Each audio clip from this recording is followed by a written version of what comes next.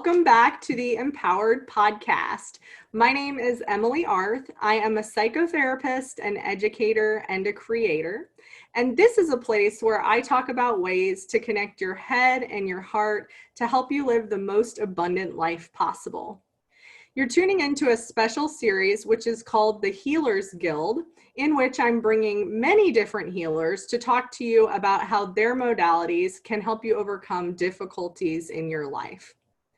Today, I am honored to introduce to you Chelsea Olson, who is a trauma-informed Tantric yoga expert that specializes in helping individuals deepen love and connection with themselves and others. Through years of personal experience and academic study, Chelsea offers an embodied and integrative approach to healing deeply stored wounds and liberating oneself to experience pleasure and joy in your body. Hello, Chelsea. Welcome. Hey, thank you. Like, I'm excited just hearing that. Ooh, what's that? I know, that's you. You're an exciting person. Yeah. So I was wondering if you would share with us a little bit about your story and your background and how you came to do what you're now doing. Sure, I'd be happy to share that. It's been quite a long road. I feel like for my young age, I'm almost 30. I feel like I've lived multiple lifetimes. So it really began, as long as I can remember, I've had chronic pain in my body, really even elementary school. So by the time I was 16, 17, I had tried almost everything. Nothing really worked. And so my mom said, why don't you try yoga? And this was before it was like cool or even known. So it was in the basement of a church with a bunch of elderly people. So I was the youngest by like 50 years. And I remember the next day walking down the hallway in like my Ramones t-shirt, just kind of talking to myself. And I said out loud, I don't remember ever in my life my back feeling this good. And it was this moment where I like saw myself and I was like, wow, you're pretty screwed up. Like, you're in a lot of pain for being 16. Like, this is something that you need to commit to, was the practice of yoga. And it just kind of was this light bulb that just shifted. And so ever since, really, I was super committed all through the rest of high school, through college, even post-college, practicing at least 3 days a week, a full hour practice. I was super committed. And through that journey, yoga has a way of like pulling you in for one thing and then showing you this door and then that door and then that door. And because I had made the decision from the beginning, like to commit, I just kind of, every time a door of growth offered itself, it was easier to make the decision to walk through that door. And so I found that over time, the practice would help me with my physical pain, and then also my anxiety, also depression that I was feeling, also my relationship to my body. And then in time, seeing these like past traumas of sexual trauma that I hadn't really even identified before in my story. And so yoga has just repeatedly given me the tools to like widen my window of tolerance for my own life, to be present with a wider spectrum of what it means to be alive. So whether that's pain, it's been a lot of pain, but what I've seen from that is not only is there pain, but there's also like pleasure. And it's something that has taken me a very long time to even like recognize is there in life, especially when you have chronic pain. It's pretty hard to remember that like you can be joyful and feel good, even if you're experiencing pain. Like, we can have both. And so I was super committed and passionate about teaching yoga. So I taught yoga full time. And then over time just started to see like, wow, I really want to just get more into the healing art of yoga, because people who have practiced will no doubt attest to that. But how can we take this and bring it to the masses? And so I've been working privately and in small groups with people with anxiety and sexual trauma for a long time. And one thing that I have seen time and time again is, and this is just from my personal experience, this is not like a black and white label of truth, but just what I observed was the root of so much suffering has been due to a lack of safety, a lack of connection, and a lack of love. So whether that's for yourself, with your family, with your environment, whatever that might be, I've just seen those themes repeated over and over and over and over again.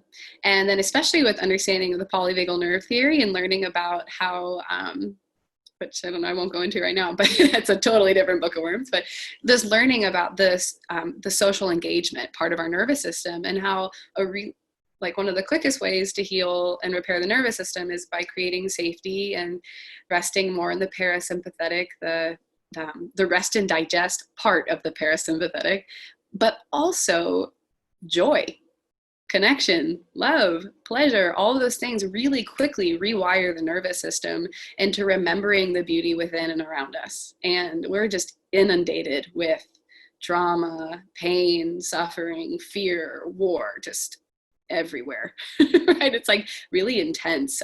I feel overwhelmed by it often. And so it's like, the shadow work is so important, but also so is the light work. Like we need to stoke and tend that light within us and around us. And so that's really been kind of this long-winded journey that is still continuing for me as a alive and being that started with just like lifelong childhood chronic pain. Just practice. It brought me in through all of these different avenues of growth and change. But then kind of on this other side of reflecting back and seeing like, what was the missing piece? I've seen a lot of providers, and like the missing piece is learning how to be in love with life again. So that's kind of where I'm at now. And it's been a journey, and I'm excited to continue. That's beautiful. Yeah, a lot of steps along the journey that started with yoga, it sounds like. And I love what you're saying about the realization with pain management. First of all, how much pain you're in, because when you have chronic pain, and a lot of my clients who have had lifelong trauma, they're unaware, that I say that their scale of measuring pain is just off, like it's not there, because their perspective has been skewed their entire life, their entire existence. And then, like you said, when you're so focused on pain, to shift that paradigm all the way over to focusing on pleasure feels really radical. So can you talk about that? Like how did you shift from the pain to pleasure paradigm? It is pretty radical, isn't it? It's like, how many people are really talking about pleasure? Like, what does it even mean, And I think a lot of it starts with opening our eyes, and opening not only our eyes, but our senses. And I actually love to do this in nature a lot. It's really easy in nature. Like if you've ever been alone in nature at night, you notice all of your senses awaken. You're like, what was that? What was that? So it awakens a deep more of us. And so through awakening the senses, we can start to engage the senses in things that feel good. Okay. So, and we start to pay enough attention on like, does it feel better to sit like this or like this? And we can kind of play with like, well, this kind of brings this warmth, but this kind of brings a sense of calm and relaxedness. So we can kind of start to evaluate like which one feels better. And in chronic pain, sometimes it's like, well, this one hurts less. So that can be a way of, okay, so that one actually feels better. And so starting to even just change our language about like, the way we experience things, instead of like it hurts less, or I guess it's not so bad. Oh, that actually is nice. So that's kind of like a really foundational way to just neutralize the playing field. But then you can start to engage in really specific exercises. But even before that, I think just taking moments to just observe, like witness delight. So to just like, wow, the lighting coming through these curtains is really interesting. Like it's kind of gray here and kind of yellow there. Like I didn't realize there was so much color in just one white sheet. And so it starts to awaken our senses to beauty. And I think by doing that with the natural world, it can be really easy. But then we can start to practice that with ourself, and then with people that maybe we like don't quite vibe with. So that's kind of another way. So the first is just like reframing our language of our experience, and taking the time to try different options and learn to assess which feels better or which is like hurts less or whatever.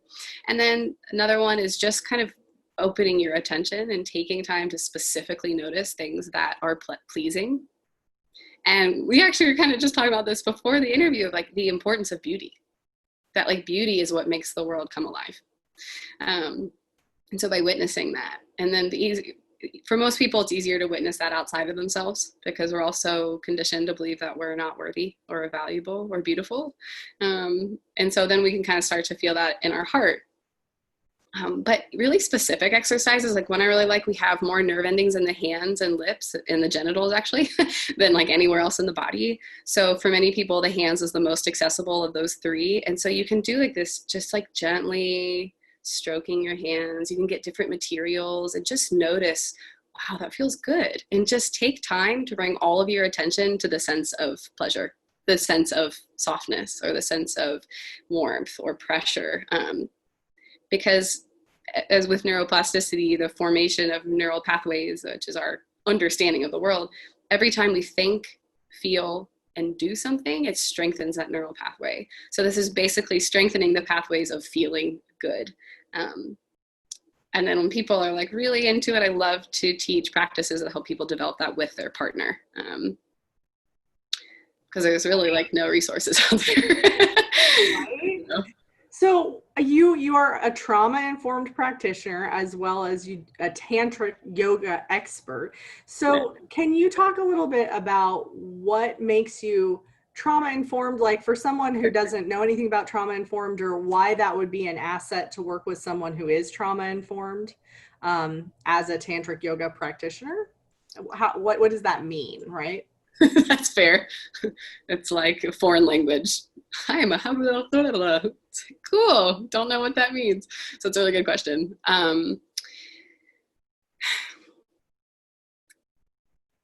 do I summarize that?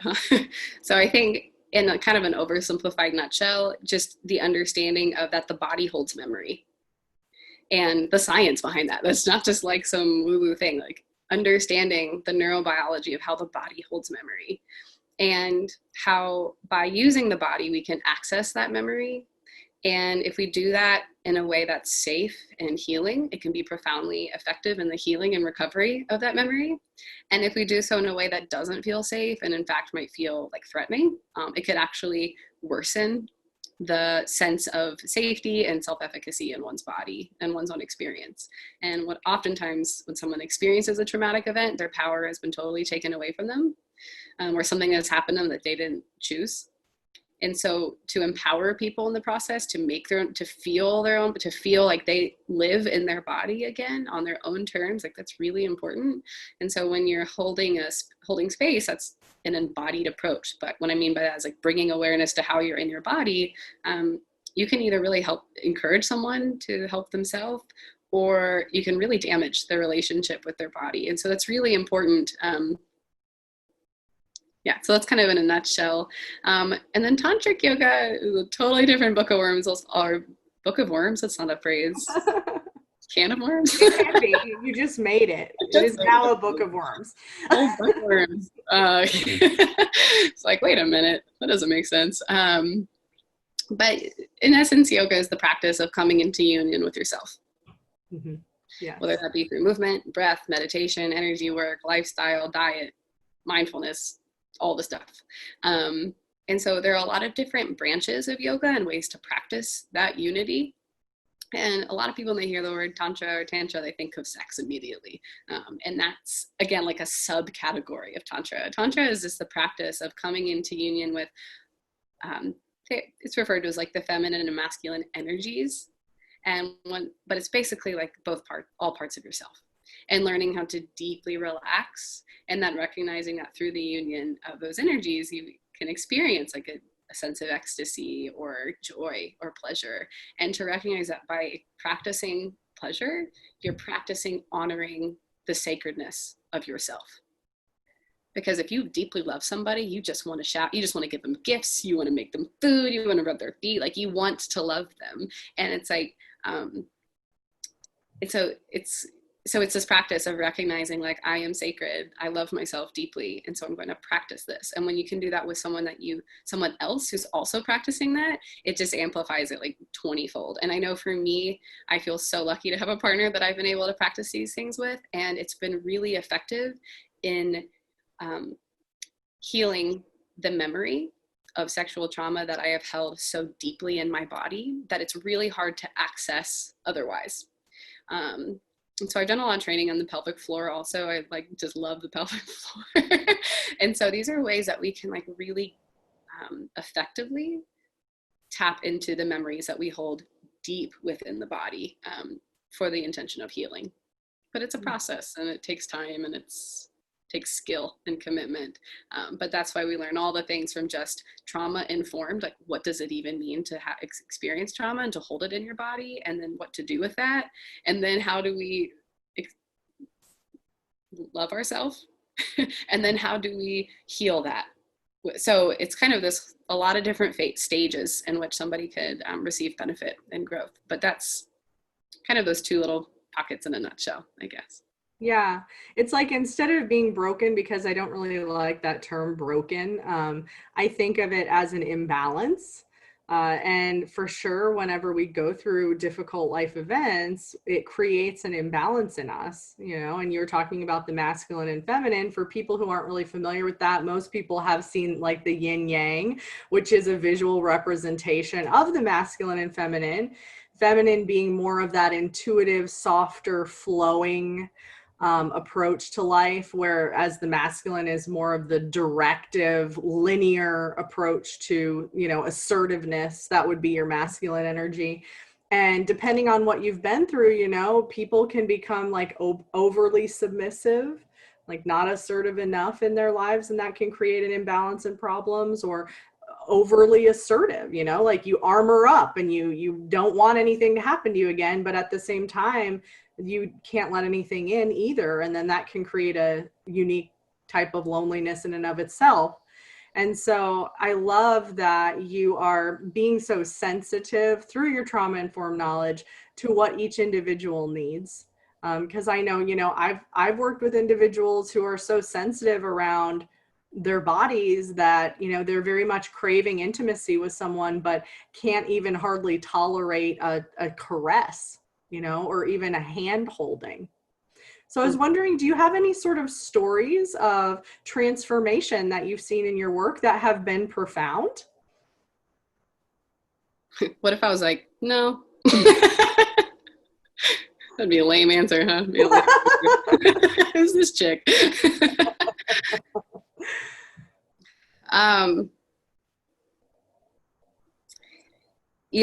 I'm thinking of like specific stories or like thematic stories.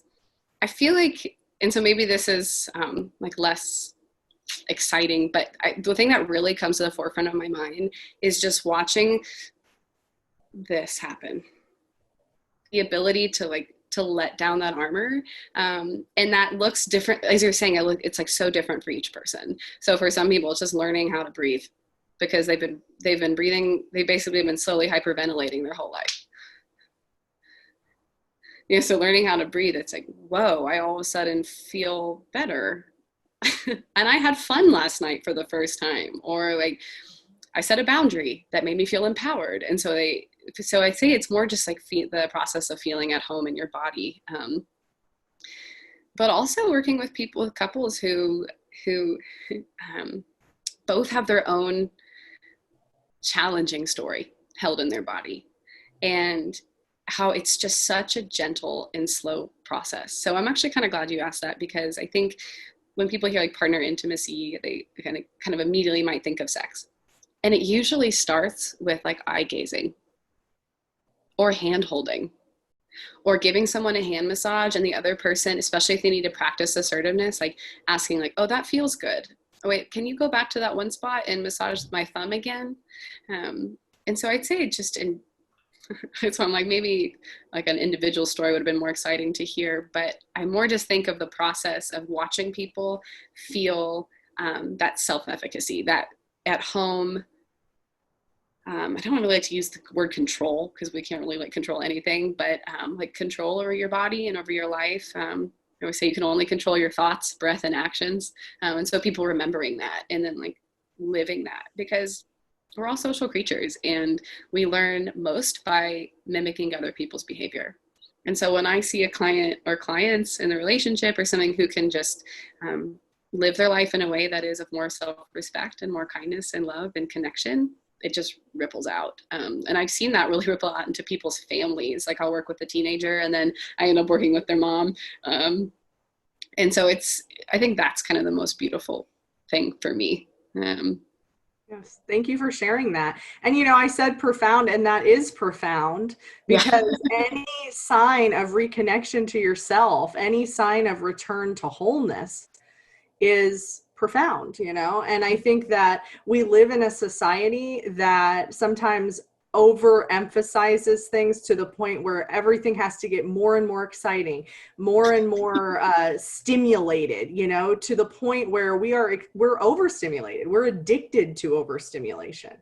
And so a return to subtlety is profound healing, and that's what you do. And so I think sometimes when you're describing subtlety to someone, if you feel a lack of appreciation, or if anybody out there feels a lack of appreciation, I would definitely encourage you to move into that resistance around subtlety and your connection to subtlety, because that's where the real juiciness of life is happening. Yeah. Well, that's our capacity to feel is in the subtleties. And I'll just add one more little piece, and I like the way you rephrase that a lot. Thank you. Is that I teach people how to help themselves. Like I teach them tools to regulate their own nervous system, to relate to their own inner child. So I think kind of the most exciting thing is watching people realize that they do actually have a lot of influence in their well-being, and that they're not just a victim to the whims of the world. Mm-hmm. And I think that victim mentality can be really helpful for the people in control or the people in power, because it's like it keeps them in power, whether that's like mom, dad, abuser, victim, like teacher, student, like whatever that dynamic may be. And so I think that's, I was just thinking, or that came to my mind, of watching people realize that they are very powerful beings from a place of love instead of a place of force. Yes. So reconnecting to our power and our wholeness and our pleasure, for sure, which is what life is so about, is what Chelsea does in her work every day. And so in terms of the people that you work with, do you work with individuals, with couples? You said with groups as well. Like, how do people come to you? How do people decide you're the right practitioner for them? That's a good question. COVID is a funny time, so that's inspired a lot of transformation. I typically offer a consultation, so of 75 minutes, because the working relationship is so important. Like if there can't be connection and trust between us, nothing is really going to happen. And so I always offer a pretty lengthy consultation to connect and see if we're going to be a good fit in that regards. I offer a lot of workshops. I just did like a 12-week overcome anxiety for women. I really believe in the importance of healing communally and sharing ourselves openly, instead of like perpetuating shame and isolation, and kind of opening up that way. And I also have online programs that are soon to be launched. They are being created as we speak. So like this fall, I'm going to be offering a 3-week tantric series, Tantric for partner intimacy. And so that's where the online platform is awesome, because people we can be together, but then they can like turn off their camera and like have privacy. So that'll be really cool. I'm pretty excited about that. Currently my website is sagelivingnow.com. But again, there's a lot of transformation going on. So I have the URL of chelsea-olson.com, and that will be it in the fall. So depending on if and when people are watching this, that just know that will change. But yeah, there are a lot of different options for a lot of different people and a lot of different price points. So one-on-one, I've worked with people really extensively over the course of years and months. We'll do I like workshop series, because a couple hours really isn't enough to get too deep. And I like to like really go in there. And then like these extended series. Yeah. And then like a 3-month program that I'm working on, starting with, and there'll be kind of a three-month options, which is safety, love, and connection. So first is for people who just want to find a sense of safety, ability to inhabit their body in a way that feels good, or like at least neutral. And then the second is learning how to build self-love, love within yourself, love with the world around you. And then the third is learning to build more confidence and ease in connecting with others. Beautiful. I love it. So lots of different offerings from Chelsea. I want to thank you so much for taking some time today to share your work with us. I think it's so valuable. For sure, trauma healing always involves the body in order to integrate it fully. And so you are an integrative approach in and of yourself. And I know that you work with other people who are also believers in integrating healing of all different modalities. So thank you so much for being here. To everybody who tuned in to listen, thank you for taking time to listen and learn. I hope to hear you or to see you at our next episode of the Healer's Guild. And until then, I'm sending you abundant love. Thank you, Chelsea. Thank you.